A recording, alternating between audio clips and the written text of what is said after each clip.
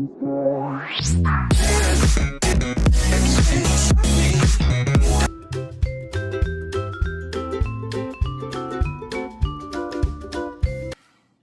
going to be the tips of our triangles, our pyramids.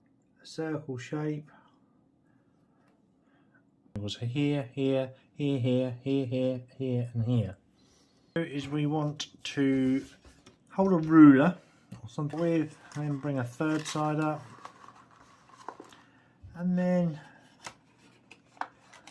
bring a fourth. So we'll get our pencil. We're going to go against the 7 centimeters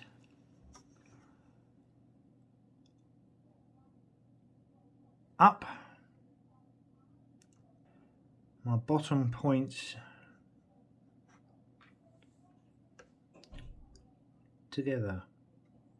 As a template for the other 3 remaining sides, whatever patterns I want, whether I want the same pattern or opposing patterns. There. It pretty much covers.